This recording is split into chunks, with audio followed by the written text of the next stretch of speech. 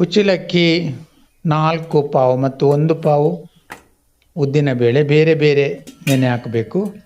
6 ಗಂಟೆ ನೆಂದ ಮೇಲೆ ಉದ್ದಿನಬೇಳೆ ಚೆನ್ನಾಗಿ ರುಬ್ಬಬೇಕು ಮಿಕ್ಸಿಯಲ್ಲಿ.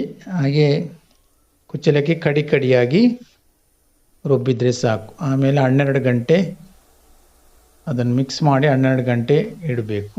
ಆಮೇಲೆ ಅಟ್ಟೆ ಪಾತ್ರ ಅಥವಾ ಇಡ್ಲಿ ಪಾತ್ರೆಯಲ್ಲಿ ಲೋಟದಲ್ಲಿ ಇಟ್ಟಾಕಿ ಒಂದು 25 ನಿಮಿಷ ಬೇಯಿಸುವ ವಿಧಾನ. ಆಮೇಲೆ ಸ್ಟವ್ ಬಂದ್ ಮಾಡಿ ಹಾಗೆ ಸ್ವಲ್ಪ ಸಮಯ ಇಟ್ಟ ಮೇಲೆ ನಿಮಗೆ ರುಚಿಯಾದ ಕುಚ್ಚಲಕ್ಕಿ ಇಡ್ಲಿ. ಇದು ಆರೋಗ್ಯ ಕೂಡ ಬಹಳ ಒಳ್ಳೆಯದು, ದೇಹವನ್ನು ದಪ್ಪ ಮಾಡೋದಿಲ್ಲ ಇದು.